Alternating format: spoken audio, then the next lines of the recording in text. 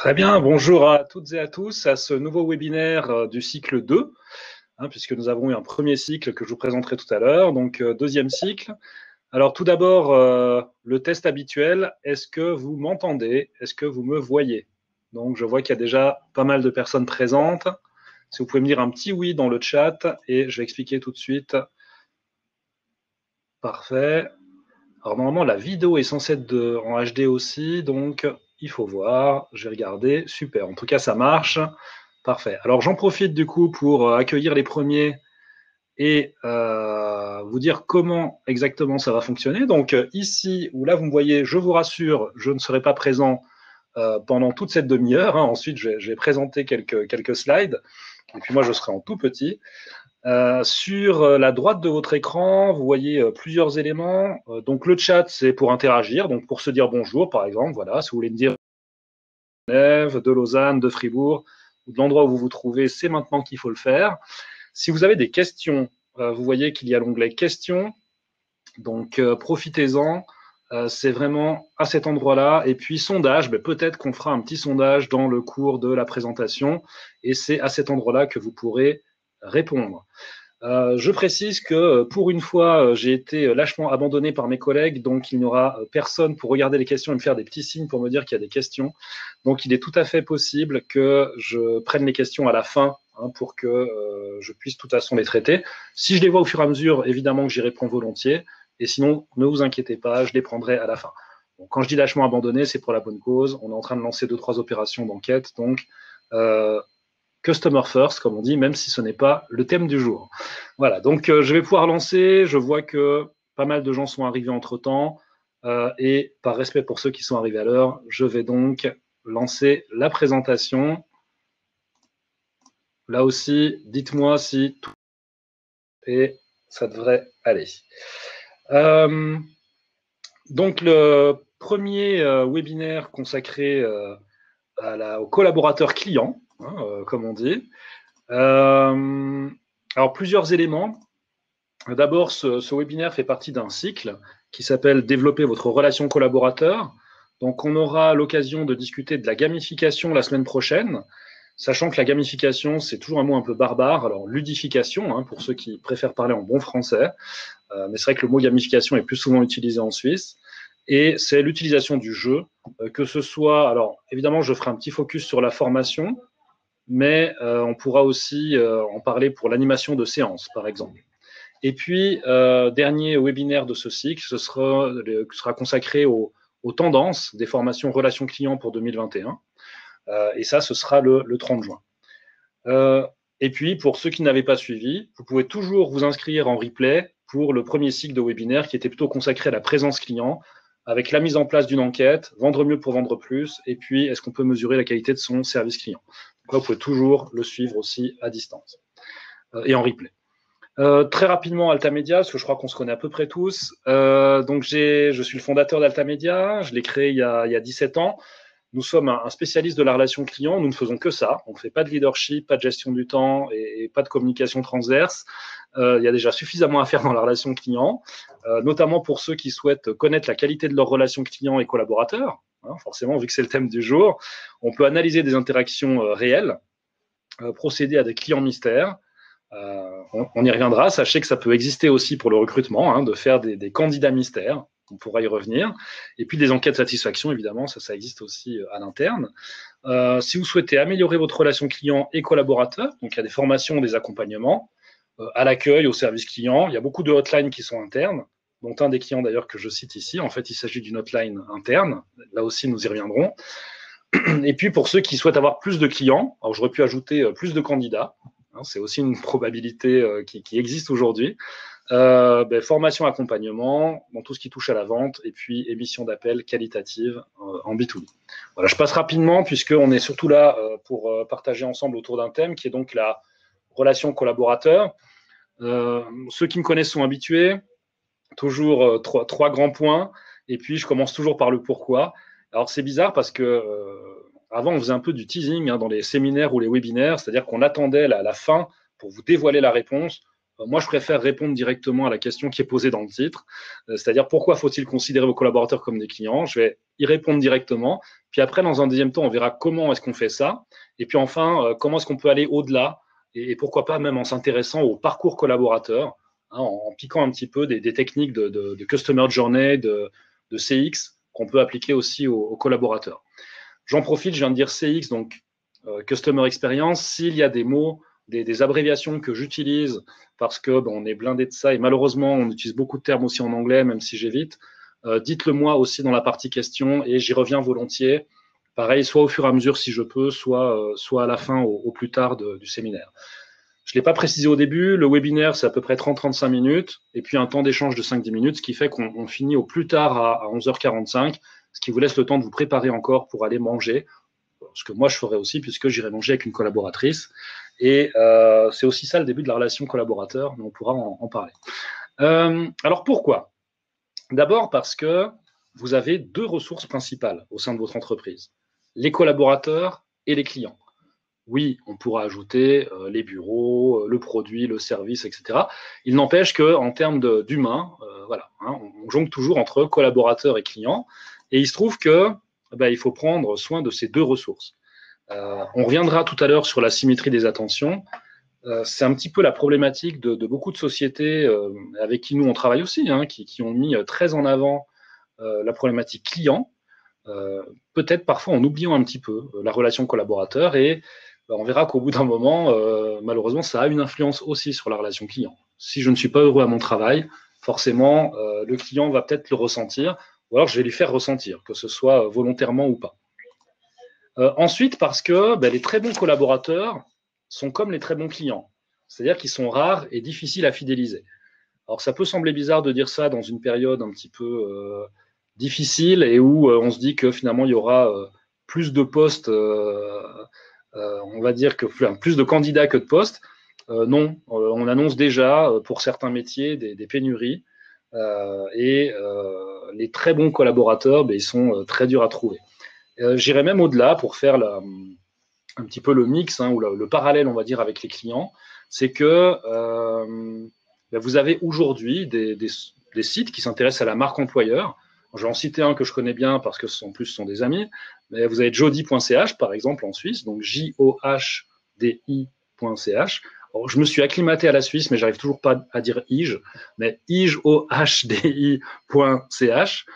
Et là, on traite vraiment de la marque employeur. Alors, il y a des conseils aussi pour les candidats, mais c'est vrai que les marques qui sont présentes travaillent ce qu'on appelle leur marque employeur. Et puis, un peu à l'instar de TripAdvisor ou des 5 étoiles Google, aujourd'hui, un collaborateur, et un candidat aussi d'ailleurs, peut tout à fait donner son avis sur des sites comme Glassdoor, où il va dire, oui, moi j'ai travaillé 4 ans dans telle boîte, c'est affreux, je viens d'en faire, au début c'était super, et puis finalement, voilà. Là aussi, hein, il faut imaginer que l'image de l'entreprise, elle est importante aussi vis-à-vis des candidats. Ensuite, parce que on dépend de la ressource collaborateur pour acquérir, fidéliser, développer la ressource client. Hein, là, je parle plutôt effectivement des fonctions de front office, que ce soit vendeur, service client, télémarketing et autres. Mais c'est clair qu'on en dépend. Et puis aussi parce que la plupart des clients de vos collaborateurs sont d'autres collaborateurs. J'en parlais un petit peu tout à l'heure. Vous avez ce qu'on appelle les fonctions support. Donc, ça peut être les helpdesk, les hotlines internes. Hein, lorsque votre ordinateur ne marche pas, selon la taille de votre entreprise, vous pouvez être amené à appeler un service qui est à X ou Y endroit. Alors, souvent, les hotlines et les helpdesk sont assez sensibilisés à cet aspect-là, hein, au fait que les gens qui vous appellent, même si ce sont des collègues, considérez-les comme des clients. Je ne vous cache pas que j'ai eu des formations qui étaient un peu plus difficiles que d'autres. Hein. Il y a une dizaine d'années, on est intervenu au DFAE, donc au département des affaires étrangères. Au départ, pour expliquer à un fonctionnaire fédéral que la personne qui allait le contacter, c'était son client, j'ai eu quelques remarques, pas de tous, mais de 20-30% des participants. Au départ, hein, heureusement ça a évolué dans la journée, mais qui au départ était très et alors, qu'est-ce qu'il va me faire si j'interviens pas tout de suite, si je lui réponds pas avec le sourire, qu'est-ce que ça change? Je ne vais pas perdre mon boulot, il sera toujours obligé de passer par moi. Alors là, il faut peut-être travailler sur d'autres éléments, mais en disant aussi que si on est bien dans son métier, dans son travail, et qu'on traite bien les gens, ils vont aussi nous le rendre, et que c'est peut-être plus sympa de se lever tous les matins pour aller à Berne prendre les appels de collègues qui vont être sympathiques avec nous, parce que nous-mêmes, on aura eu le sourire, qu'on aura été orienté solution, plutôt que tu es sûr que tu as bien fait ça, tu es sûr que tu as bien cliqué là-dessus, avec des questions fermées et complètement dans le jugement, plutôt que sur des questions découvertes qui nous permettent d'aller chercher la vraie raison. Donc, mais globalement, quand même, les hotlines et les helpdesk, ils s'en sortent plutôt pas mal, ils ont plutôt cette vision client. Après, il y en a d'autres, et il y en a peut-être parmi vous, il y a les RH. Alors les RH, j'ai connu les deux types de fonctions ressources humaines. Ceux qui considèrent dès le départ, et d'ailleurs qui font des fois l'introduction de formation avec moi, et qui disent dès le départ, ben voilà, vous allez parler de clients avec Fabien, et d'ailleurs j'en profite, puisque vous êtes mes clients, vu que je suis au RH, j'ai eu ça chez Interio, par exemple, à l'époque, il y a 4-5 ans, ils disaient, ben voilà, vous êtes mes clients, donc si vous avez des questions, des remarques, des envies, contactez-moi, vous êtes mes clients, et je suis là pour vous satisfaire. C'est vrai que moi, ça me favorise le terrain quand même, pour la journée, pour une formation client, par exemple. Quand eux sont conscients aussi qu'ils sont considérés comme des clients à l'interne, c'est pas mal.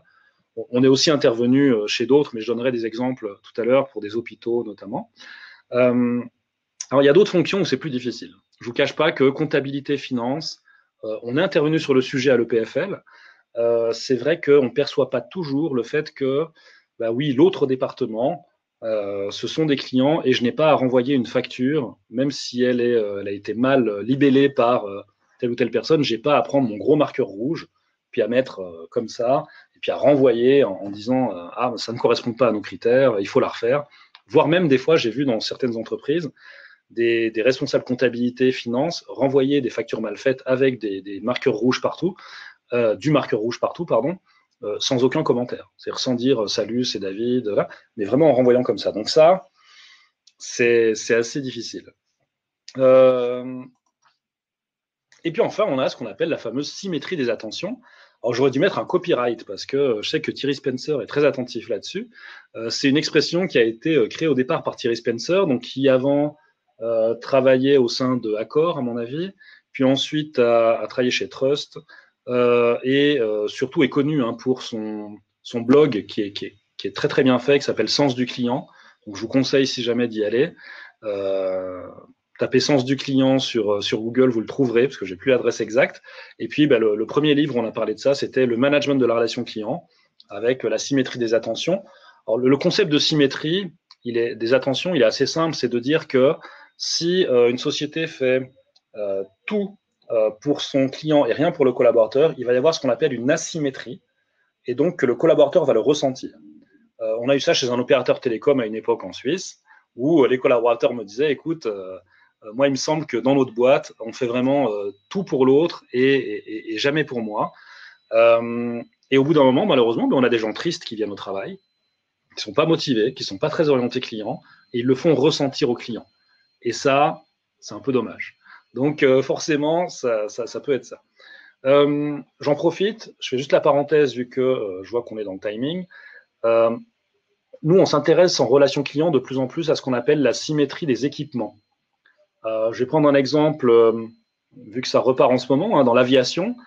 C'est assez terrible quand vous travaillez au comptoir d'une compagnie aérienne à l'aéroport de Genève, par exemple, de voir que le client qui est en face de vous est mieux équipé que vous. C'est-à-dire qu'il a une application qui lui dit que oui, son vol est en train d'atterrir ou il a été dévié à Zurich, alors que vous, avec les informations qu'on vous donne à disposition, qu'on met à disposition, vous n'avez pas cette info. Et ça, c'est un sujet qu'on aborde très souvent en relation client, c'est la symétrie des équipements. C'est quelque chose qui revient de plus en plus. Le client étant de mieux en mieux informé, de plus en plus équipé. Alors, on a la même chose aussi, on pourrait dire, sur la symétrie des informations. Un vendeur à la FNAC, aujourd'hui, il y a de fortes chances qu'il en sache moins sur les télés nouvelle génération que le client qui a passé 3 nuits sur Internet à se renseigner. Là aussi, comment est-ce qu'on fait pour avoir une symétrie? Je crois qu'on pourrait faire un webinaire à lui tout seul sur la symétrie des attentions, des équipements, des informations. Mais bon, je passe au sujet suivant. Pour clôturer cette première partie, je vous donne quelques éléments également de bouquins que j'ai retenus. Il y en a plein d'autres, évidemment. Bon, le premier à avoir parlé de ça, c'est vrai qu'on ne s'y attendait pas, mais c'est quand même le responsable à l'époque. Il était directeur d'une société informatique en Inde, à Bangalore, si je ne me trompe pas. Et c'est le premier à avoir écrit un bouquin qui disait les employés d'abord, les clients ensuite. On est au tout début des années 2000 de mémoire. Et c'est à une époque où on dit oui, il faut s'intéresser aux clients. Et lui, il arrive en disant non, non, moi je pense que c'est les employés d'abord et les clients ensuite. Bon, très bon bouquin, hein, c'est lui qui a lancé, il n'est pas parfait, mais au moins il a lancé le premier sujet. Il y en a un que moi j'aime bien, c'est l'expérience collaborateur. Pourquoi? Parce qu'on s'inspire ici de l'expérience client et on va coller à l'expérience collaborateur. Donc, si jamais, soit je peux vous envoyer les coordonnées, hein, enfin les références pardon, de ces livres, soit pour ceux qui le souhaitent, vous me faites un petit email ou un message en question ou en chat, et ensuite je récupère tout ça et je peux vous l'envoyer dans la journée ou au plus tard demain matin, vu que j'ai 2-3 séances cet après-midi. Et comme ça, vous avez, avec la présentation, aussi les références de ces livres. Et une fois de plus, il y en a plein d'autres. Hein, mais voilà. Et puis, il y a Manager l'expérience client-collaborateur. Voilà, c'est une nouvelle version qui vient de sortir la semaine dernière. Je ne vous cache pas que je n'ai pas eu encore le temps de la voir. C'est la 4e édition de ce livre. Et la nouveauté, c'est qu'on va vers le CARE. Alors, le CARE, c'est une notion qu'on connaît beaucoup dans les assurances maladie en Suisse. C'est prêter attention à. Et là, ce qui est intéressant dans ce livre, et c'était déjà le cas dans la première édition, c'est qu'on traite au même niveau clients et collaborateurs, sans parler de symétrie, mais on a quand même cette attention-là. Alors évidemment, après, vous avez des sujets qui sont connexes, on va dire. On va parler de bien-être, de bonheur, d'entreprise libérée, et c'est vrai qu'on peut aller assez proche. Alors, dans tout ce qui est entreprise libérée ou autre, moi, je conseille quand même celui-ci.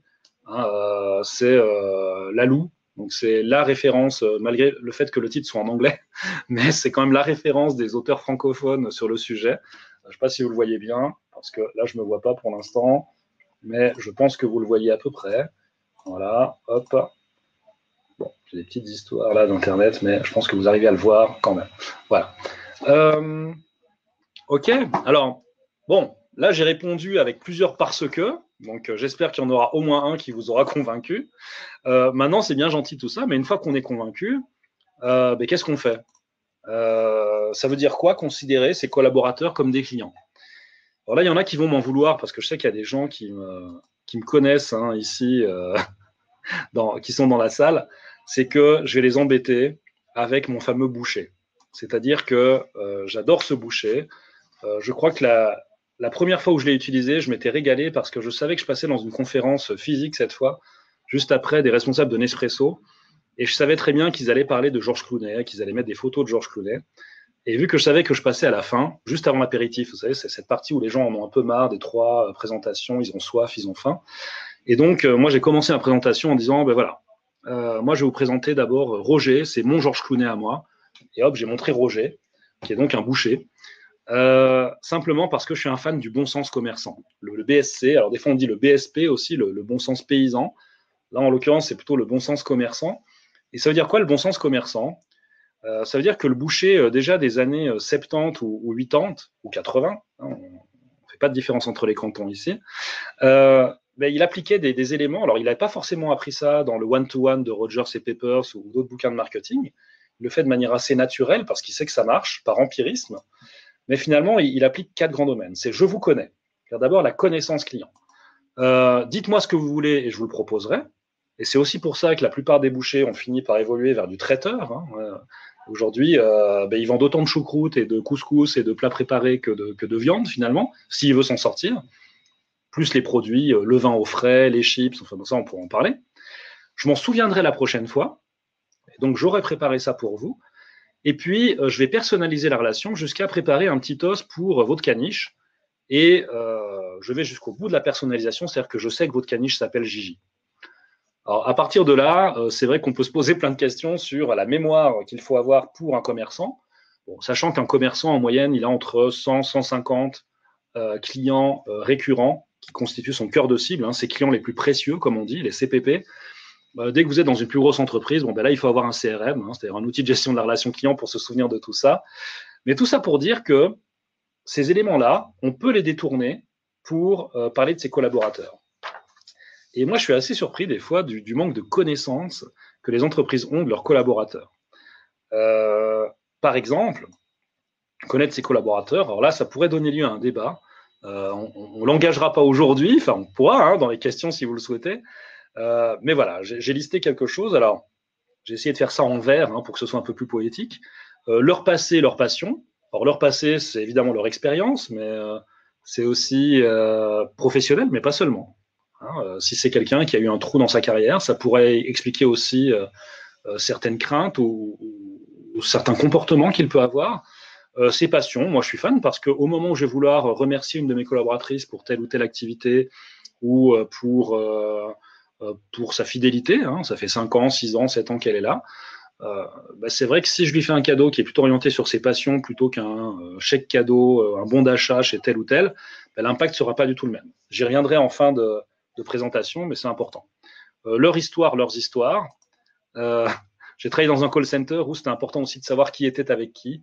J'avais des couples régulièrement qui étaient ensemble, qui n'étaient plus ensemble. Ça n'a l'air de rien, mais pour le manager, c'est pas évident à gérer. Et on a rapidement fait de mettre les pieds dans le plat, de demander au fait comment va Sylvie. Et malheureusement, ils sont plus ensemble depuis 10 jours. Et ça peut être un peu compliqué. Leur motivation, leur démotivation, ou alors, leur source de, j'aurais pu dire pour être plus français. Puis au final, on s'aperçoit que des fois, il faudra avoir un vrai ERM, c'est-à-dire, j'ai parlé de CRM tout à l'heure, il faudra avoir finalement une vraie base Employee Resource Management, sauf que légalement, c'est un peu difficile.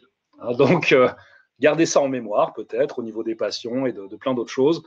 Même si en Suisse, on est un tout petit peu plus cool qu'en France et qu'en Europe, quand même faire attention aux bases de données qui concernent à la fois les clients, évidemment, mais aussi, et encore plus peut-être, les collaborateurs. Donc, les connaître, c'est vraiment quelque chose d'important. Pourquoi je disais que ça pouvait donner lieu à des questions, c'est que j'ai eu le cas il y a quelques années au sein d'une compagnie d'assurance. Il y a eu un vrai clivage tout à coup entre les participants d'origine alémanique, qui étaient venus quand même poursuivre la formation en français, c'était sur l'orientation client, et les romans, sur le fait de s'intéresser aux collaborateurs et s'intéresser jusqu'où à la vie du collaborateur. Et c'était intéressant parce que moi, j'étais un peu là en tant que médiateur arbitre. Et selon les arguments qui étaient mis en avant, j'avais tendance à changer de camp.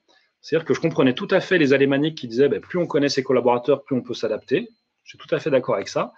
Et puis les romans qui disaient mais il ne faut pas être trop intrusif non plus. Il faut qu'il y ait une frontière entre. Et c'est intéressant parce qu'au final, je me suis aperçu qu'ils disaient la même chose. Il faut en tout cas ouvrir la porte et permettre aux collaborateurs d'en dire plus sur lui et nous donc d'en apprendre plus, sans être trop intrusif évidemment. C'est pas à nous de faire le questionnaire à l'après-vert ou façon Madeleine, façon Proust, le questionnaire de Proust à la pause café pour savoir exactement la personne, ses préférences de telle ou telle nature. Voilà. Mais je suis aussi d'accord avec les alémaniques de ce jour-là, dans cette compagnie d'assurance, qui disaient que oui, moi j'en sais beaucoup et du coup ça me permet aussi de mieux adapter. C'est intéressant. Donc là aussi, ça pourrait être un débat, mais je vais enchaîner sur le reste. Écouter ses collaborateurs. Alors écouter, c'est pas seulement le syndrome de la porte ouverte. Des fois, moi, je préfère que la porte du manager, elle soit fermée et qu'elle soit ouverte vraiment au bon moment quand la personne peut venir. Parce que il y a des gens qui ont la porte ouverte, mais on n'ose jamais aller les voir. Alors, écouter ses collaborateurs, ça peut être favoriser les échanges, que ce soit entre collègues, avec les managers, en sortant des silos aussi, en créant des groupes transverses, en faisant en sorte qu'un collaborateur puisse à tout moment s'adresser librement aux ressources humaines. Alors, je ne suis pas un spécialiste du sujet, donc je ne vais pas du tout entrer dans tout ce qui est harcèlement, comportement inadapté d'un manager, mais c'est vrai qu'aussi ces échanges, s'ils sont favorisés, ça permet de plus facilement faire remonter ce genre d'informations, y compris à distance d'ailleurs, puisque c'est le sujet du moment. Et puis, alors, on cherche toujours des modèles. Favoriser les échanges, ça peut être aussi dans la façon d'aménager les bureaux, évidemment. Bon, je dois avouer que je n'ai jamais été un grand fan de l'open space.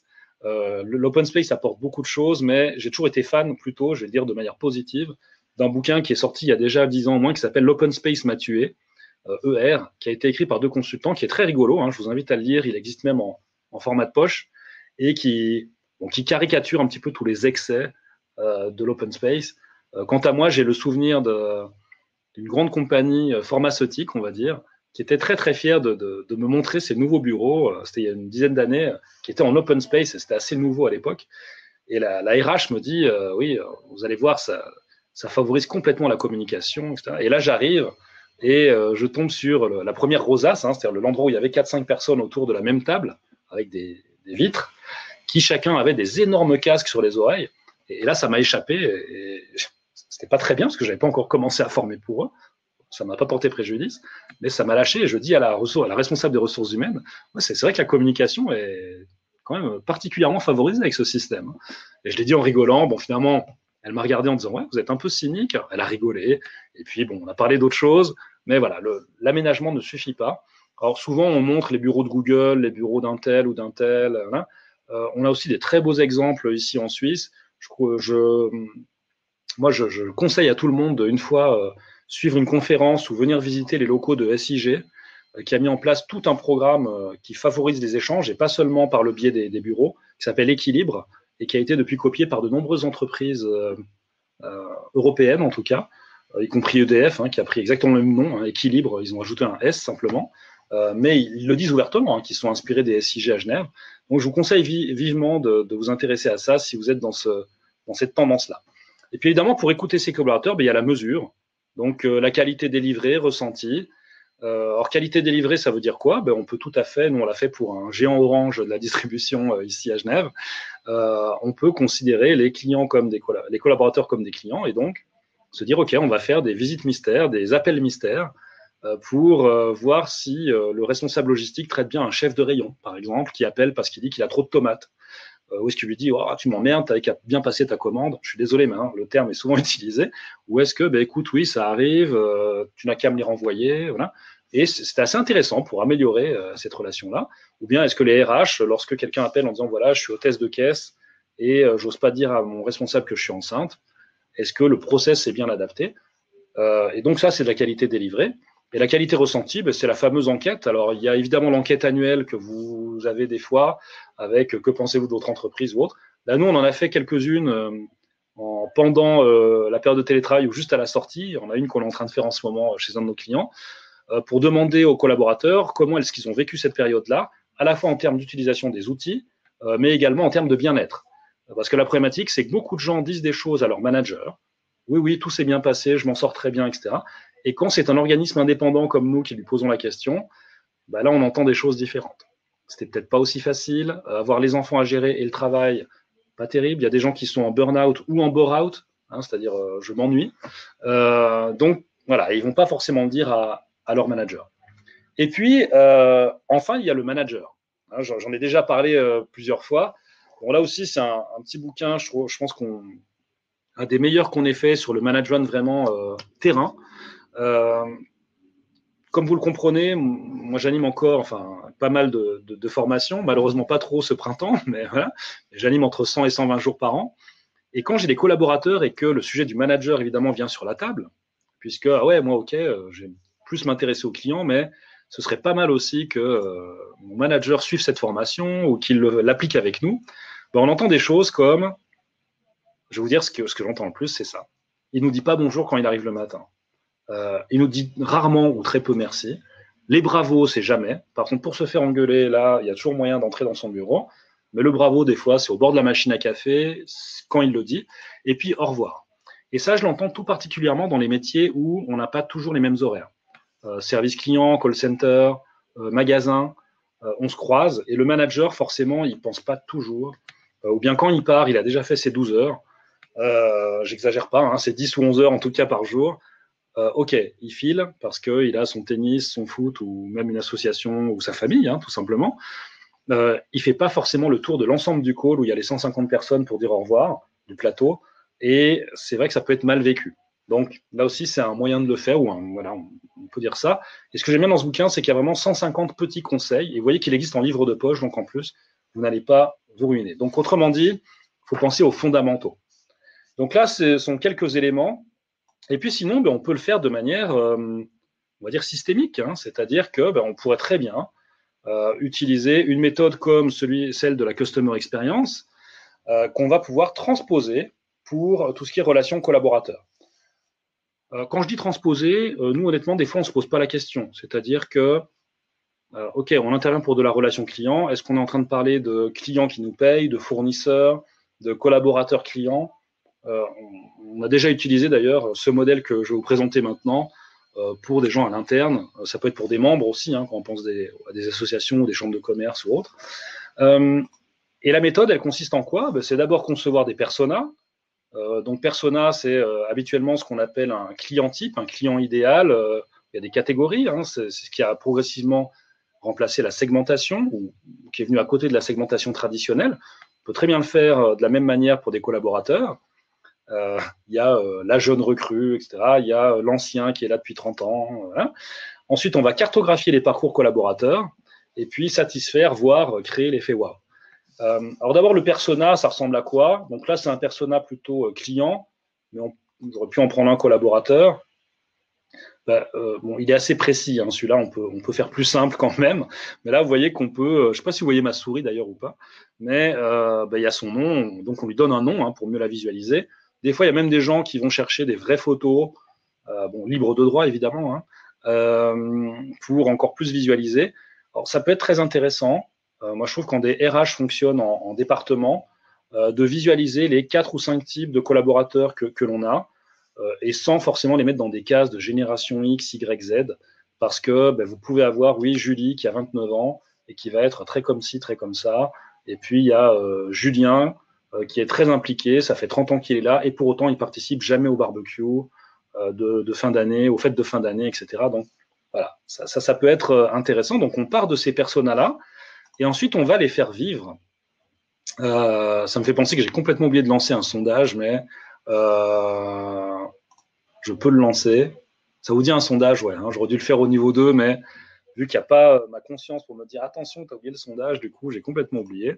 Je vais le lancer quand même. C'est par rapport à l'écoute collaborateur dont j'ai parlé tout à l'heure. J'aimerais bien, et vous allez me dire si vous pouvez voir le sondage, normalement il devrait apparaître. C'est comment est-ce que vous écoutez vos collaborateurs. Et vous pouvez cocher plusieurs cases. Est-ce que vous le voyez? Ok, vous le voyez, donc je vous laisse remplir, allez-y. Donc vous pouvez cocher plusieurs cases, hein. Il y a les évaluations de fin d'année, les entretiens formels trimestriels, les entretiens mensuels avec le manager, les feedbacks inversés avec le manager. Alors, feedback inversé, c'est quoi? C'est simplement lorsque vous donnez, vous, un feedback à votre manager. Ce n'est pas le 360, hein, parce que le 360, à une époque, c'était dire anonymement ce que moi, je pense de mon manager. À titre personnel, j'ai un peu de mal avec cette méthode. J'ai vu des managers se faire lyncher et le vivre très mal et quitter l'entreprise. Donc, vous pouvez y aller, hein, allez-y, allez-y. Ah, les gens n'osent pas, ils sont un peu timides. Vous pouvez en cocher plusieurs, hein, je précise. Ok. Voilà. Alors, je laisse encore 30 secondes pour voir ça. Boîte à idées, moi j'ai beaucoup aimé la boîte à idées dans les années 90. Le seul truc, c'est qu'il faut la relever. Hein, j'ai vu aussi des boîtes à idées prendre la poussière avec des petits coupons dedans. Alors ça, c'est pire que tout, évidemment. C'est-à-dire qu'on met en place quelque chose, mais on ne s'en occupe pas ensuite. Voilà. Alors vous pourrez continuer à voter, et puis comme ça, vous aurez le résultat. Si, mais je vois que c'est quand même très évaluation de fin d'année. Alors moi, j'étais persuadé d'ailleurs que ça se faisait dans toutes les entreprises. Et régulièrement, quand j'interviens dans telle ou telle boîte, je vois que ce n'est pas forcément le cas. Donc, voilà. Alors, je vais avancer pour tenir ma promesse de terminer au plus tard à -20, ce qui laissera 5 minutes d'échange. Ici, une fois qu'on a les personas, on va faire ce qu'on appelle le parcours collaborateur. Alors, le parcours collaborateur, je ne vous ai pas trouvé une photo pour ça, mais vous savez qu'on va distinguer des étapes, hein, par exemple. Alors, on peut soit les créer soi-même, soit les avoir à l'avance. Qui finalement qui représente la vie d'un collaborateur, donc on pourrait dire avant même, hein, le candidat, l'entretien de recrutement, l'onboarding. Donc maintenant c'est à la mode de dire onboarding. Il y a 30 ans j'appelais ça l'accueil, hein, mais bon, donc l'onboarding, les formations continues, l'entretien de fin d'année, et puis le départ, hein, parce que l'entretien de départ aussi fait partie du parcours collaborateur. Et là-dessus, on va faire travailler les gens, à la fois pour qu'ils réfléchissent, les gens qui sont autour d'un atelier. Ça permet de comprendre les collaborateurs et leurs attentes tout au long de leur relation avec l'entreprise. Si je prends un exemple, on a travaillé avec le PFL là-dessus, avec les RH, c'est de dire, OK, on sait qu'il y a Julie Tardy, je ne sais plus si elle s'appelait exactement comme ça, mais disons qu'elle s'appelle Julie Tardy, qui a un entretien de recrutement avec notre DRH. On ne reçoit personne à notre département, donc a priori, quelqu'un qui arrive à 13h50, 13h55, il y a de fortes chances que ce soit elle. Plutôt que de demander oui, ou vous venez pourquoi, ou bonjour, puis d'attendre, on peut peut-être lui dire « Bonjour, vous venez probablement pour un entretien ?» Oui, je m'appelle Julie. Ah, bonjour Madame Tardy. Hein, j'ai travaillé son nom avant. Bon, ben là, voilà. Si l'objectif, c'est que la personne se sente bien accueillie, qu'elle soit à l'aise pour l'entretien parce qu'on veut vraiment connaître ses vraies valeurs et savoir comment elle fonctionne vraiment pour voir si elle peut intégrer l'équipe, c'est peut-être pas mal. Et là, les équipes qui ont réfléchi là-dessus ont ajouté des choses très pratiques, hein, du genre avoir une fontaine à eau, parce que les gens, quand ils arrivent, ils ne sont pas très à l'aise, leur proposer un café, pourquoi pas. Alors, certains se disent, waouh, pour un entretien candidat, offrir le café ou autre. Alors ouais, moi, je l'ai toujours fait chez Ringier, hein, quand je travaillais chez Ringier. On recrute un peu moins maintenant chez Altamedia, on est une plus petite équipe, mais pourquoi pas. Après tout, c'est un client comme un autre, on va dire. Et puis, ben, ce qu'on va faire, c'est qu'on va identifier les moments de vérité. Autrement dit, ceux qui font ou défont une expérience collaborateur. Alors, vous voyez que sur mon non-verbal, hein, sur mes mimiques, vous avez peut-être vu que j'ai fait une petite grimace comme ça. C'est qu'il y a plusieurs manières de faire, simplement.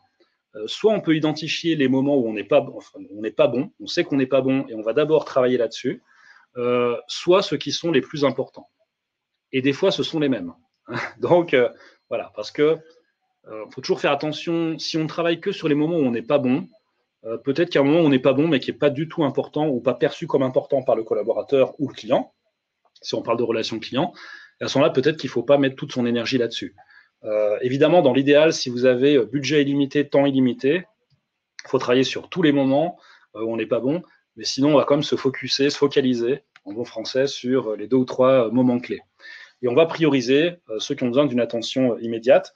On a eu le cas à l'hôpital fribourgeois il y a quelques années, où c'était très intéressant dans un des groupes. Alors, on n'avait pas travaillé sur cette méthode de customer journey, on avait plutôt travaillé sur une matrice qu'on utilisait à l'époque qui était présence, écoute et plaisir. Et c'était super intéressant parce que sur la notion de présence, il y a un des groupes qui tout à coup a proposé le fait de… alors, je ne sais pas si vous me voyez toujours, du coup. Oui, voilà. J'ai eu un petit doute là. Oui, il y a un des groupes qui a proposé… Voilà, l'hôpital fribourgeois, c'est 7 sites différents. Et les collaborateurs ou les collaboratrices devaient systématiquement, eux, faire l'effort de venir vers les RH. C'est un autre nom un peu anglais. Mais… et là, quelqu'un dans un groupe a dit, mais finalement, est-ce que nous, il n'y a pas quelqu'un de chez nous qui pourrait se déplacer et être présent une demi-journée par semaine sur un des sites? Autrement dit, ben moi, je vais faire le mardi matin à RIA. Alors, évidemment, il faut que ça change. Il ne faut pas que ce soit tout le temps le mardi matin. Ça peut être le mercredi après-midi ou autre. Et ce qui est intéressant, au bout de quelques mois de tests, ils se sont aperçus que ben, y a des collaboratrices qui venaient plus facilement lorsque c'était dans leur bâtiment, déjà pour des raisons de praticité, hein, parce qu'aller se garer à l'hôpital fribourgeois, c'est très compliqué. Hein, les places sont principalement réservées aux visiteurs et il n'y en a pas beaucoup. Ça s'est peut-être amélioré depuis, mais les hôpitaux en général, hein, vous mettez hôpitaux et parking, c'est toujours un truc qui ne colle pas ensemble. Et tout ça pour dire que ben, c'était génial parce que tout à coup, elles venaient parler peut-être de la perte de l'emploi de leur mari, d'un enfant qui avait une maladie qu'il fallait traiter, d'un divorce à venir, et des choses super intéressantes où les RH pouvaient intervenir en amont, c'est-à-dire avant que ça aille mal, avant que les 15 jours de maladie soient posés pour pouvoir s'occuper de telle ou telle problématique. Et ça, c'était super intéressant. Et puis enfin, ben, il y a la notion d'émerveillement collaborateur. C'est-à-dire que oui, on peut aller même au-delà. Alors là aussi, certains connaissent ça, c'est inspiré très largement de ce qu'on appelle la bifactorielle d'Herzberg. Pour ceux qui sont dans les ressources humaines, vous voyez de quoi je parle. Mais plus globalement, il y en a peut-être parmi vous qui prennent encore leur café avec du sucre. N'ayez pas honte, vous avez le droit. Et souvent, je pose la question, alors là, ça va être plus difficile, mais est-ce qu'il y en a parmi vous, peut-être, qui prennent encore leur café avec du sucre? Vous pouvez me répondre dans le chat. N'ayez pas honte, hein. Vous pouvez vous lancer. Non, vous êtes tous comme moi. Non, Philippe, il boit plus. Non, Sébastien boit plus de café. Philippe, je ne sais pas, ce petit smiley, tu prends pas de sucre, je pense. Ça dépend du café. Oui, pour combler le goût, effectivement. Alors, imaginons que quelqu'un prenne systématiquement son café avec du sucre. Je prends cet exemple parce que souvent, les sociétés confondent satisfaction et émerveillement. Et ils pensent qu'en donnant aux clients ou aux collaborateurs ce qu'il attend et ce qu'il trouve normal, ils vont créer quelque chose de spécial. Ben, c'est absolument pas le cas. Et en l'occurrence, il est très très rare que quand on amène le café avec du sucre à quelqu'un pour qui c'est normal, c'est très rare que le client saute de joie en disant « Ouais, j'ai du sucre, c'est génial !» Non, Ça n'existe pas. C'est la normalité. Et pourtant, énormément de sociétés, lorsqu'on parle de relations clients, pensent qu'en mettant le sucre, tout va bien se passer, le client va être super fidèle, il va être heureux comme tout. Non, il va trouver ça normal. Il y a beaucoup de collaborateurs qui ont toujours travaillé dans des grosses sociétés qui trouvent tout à fait normal que le salaire soit versé tous les 25 du mois. Dans les startups, ce n'est pas toujours le cas. Encore plus en ce moment, hein, ça peut être un peu plus compliqué. Donc, il y a des choses qui sont dans la normalité pour certains qui ne sont pas dans d'autres. Puis de l'autre côté, par contre, je peux avoir effectivement des choses qui vont, eux, développer. Alors, je vois la crème de la gruyère, effectivement. On peut avoir le petit macaron, le verre d'eau ou d'autres choses quand on est dans d'autres cantons aussi.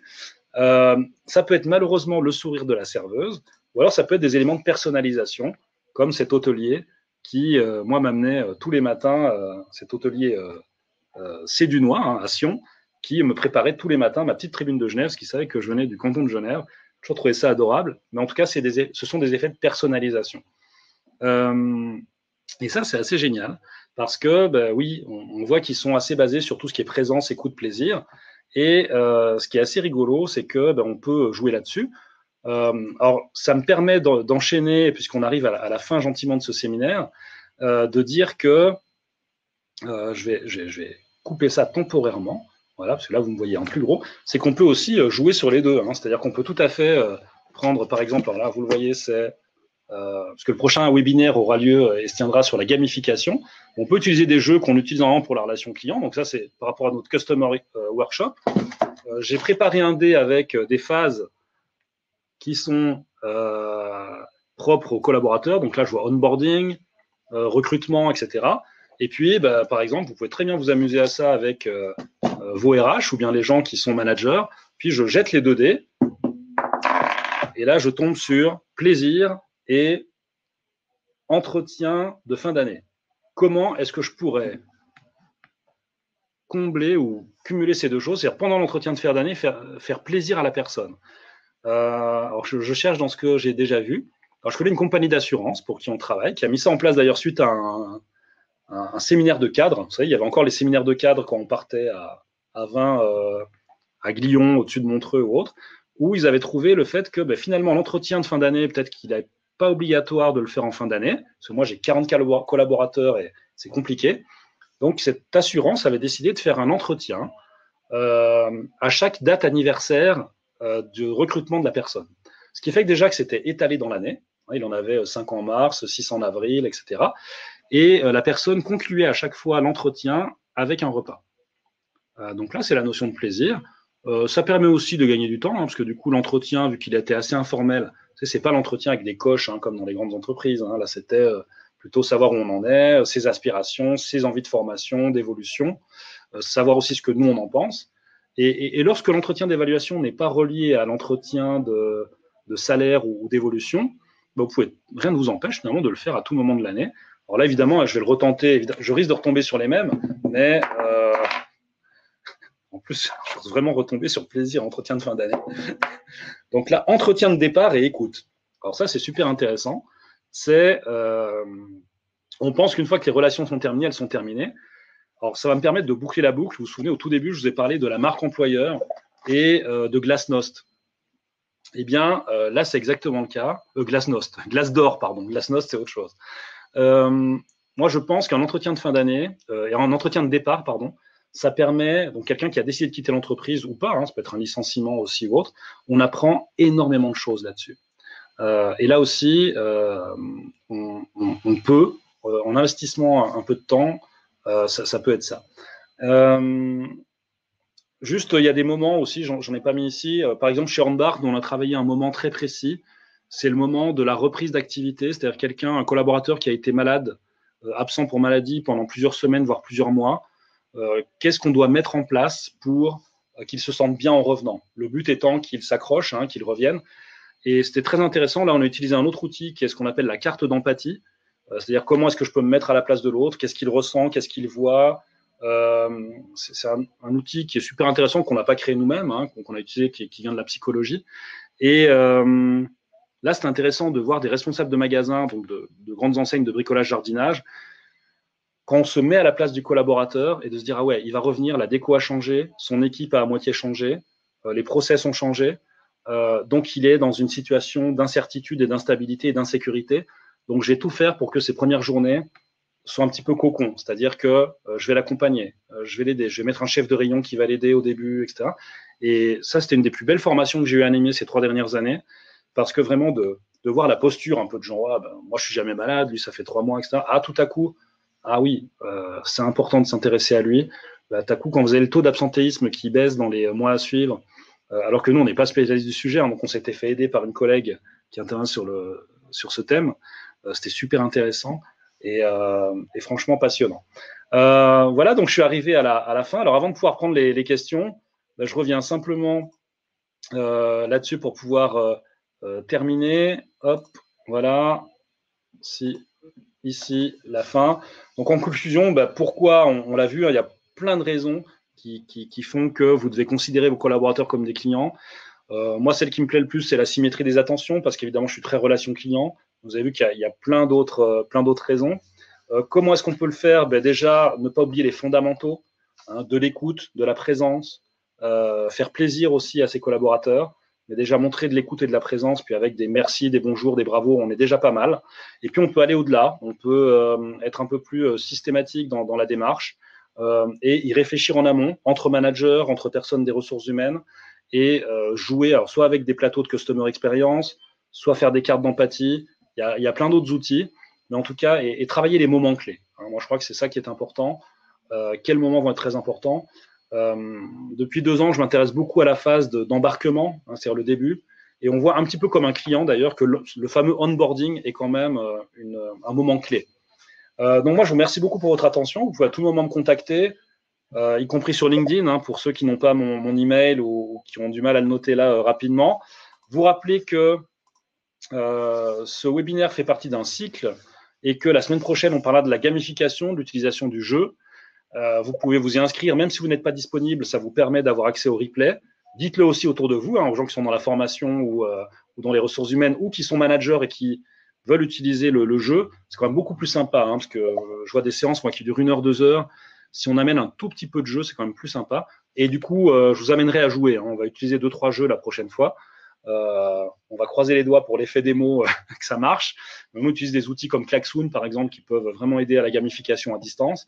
Et puis le dernier webinaire, le 30 juin, de ce cycle en tout cas, ce sera plus notre vision des tendances des formations relations clients en 2021, à la fois en termes de thèmes, mais aussi de méthodes ou procédés. Et puis également cette notion très forte d'accompagnement de terrain, que ce soit par le manager ou par le formateur, qui pour nous sont très très importantes. Voilà. Il me reste à revenir sur ici, dans question, je pense quoi des entretiens de fin d'année très formels. Alors moi, je suis un fan de Simon Sinek, hein, Start with Why. Je pense que quand on oublie le pourquoi, c'est-à-dire pourquoi est-ce qu'on fait ces entretiens-là, ça perd toute signification. Je pense qu'ils sont importants, et je l'entends d'ailleurs de la part des collaborateurs, c'est-à-dire que ceux qui n'ont pas la chance d'en avoir s'en plaignent et disent il n'y a aucun moment où je peux donner mon avis. Il y a aussi des gens qui les ont remplacés, comme je le disais tout à l'heure, ça peut être des choses plus informelles, mais qui sont plus régulièrement, trimestriellement, mensuellement même. Ce qui est important en tout cas, c'est d'offrir un espace où le collaborateur peut entendre ce que l'on pense de lui et dire aussi ce que lui pense de son évolution, de son travail, de ses envies aussi. Et ça, cette partie-là, elle est importante. Ensuite, j'ai vu aussi alors, il y a plein de noms différents hein, sur les entretiens de fin d'année. Souvent, ce sont des acronymes, comme ça, on se cache derrière. Tu as fait ton ATI, ton AQI, ton QRS, enfin, des choses comme ça. Moi, il y a des questions auxquelles je serais incapable de répondre. Est-ce que la personne performe au-dessus de la moyenne de ton équipe, en dessous de la moyenne de ton équipe? Je trouve ça ridicule et c'est uniquement, finalement, quand l'entretien devient finalement un outil pour dispenser et pour répartir les quelques francs qu'on peut avoir. Et donc, on a relié l'entretien de fin d'année, finalement, et l'entretien d'évaluation, pardon, à celui du salaire. Je trouve ça très dommage. Et d'ailleurs, je crois que les spécialistes RH, ce que je ne suis pas, conseillent fortement d'enlever les deux, hein, de désynchroniser les deux, d'avoir un entretien d'une part d'évaluation, et puis d'autre part un entretien de salaire, formation, etc. Donc voilà mon avis, Sébastien. Je suis assez franc, hein, donc voilà, mais voilà. Mais je pense que c'est bien d'avoir quand même un espace. S'il y a encore une question, j'y réponds volontiers. Je vois que c'est assez calme, donc je pense que j'ai été assez clair aussi. Si vous avez des questions qui vous viennent après coup, ou une fois de plus pour ceux qui veulent le support ou bien les références des bouquins que j'ai pu citer, vous n'avez pas eu le temps de les noter, bah, c'est volontiers, et puis je vous transmets tout ça. Donc soyez nombreux la prochaine fois pour la gamification. C'est un sujet qui nous tient à cœur. Nous, on utilise le jeu depuis notre création, hein, c'est-à-dire il y a 17 ans. Évidemment, il y a eu des jeux de plateau, il y a le détournement de jeux de plateau. Moi, j'adore ça. Donc, j'en parlerai aussi la semaine prochaine. On n'est pas obligé de mettre des millions de francs, enfin des dizaines de milliers en tout cas, dans le développement de serious games. À distance, ça existe et c'est très bien. Et on a plein de collègues qui font ça très bien. Et nous-mêmes, on en utilise. Maintenant, vous pouvez aussi détourner un bon Time's Up ou bien un jeu qui a un gameplay que tout le monde connaît comme le Trivial Pursuit et en faire des très bons jeux. Mais je ne vais pas tout dévoiler. On se revoit mardi prochain. D'ici là, moi, je vous souhaite une bonne journée, une bonne semaine. Et puis à très bientôt et merci d'avoir été présent. Salut!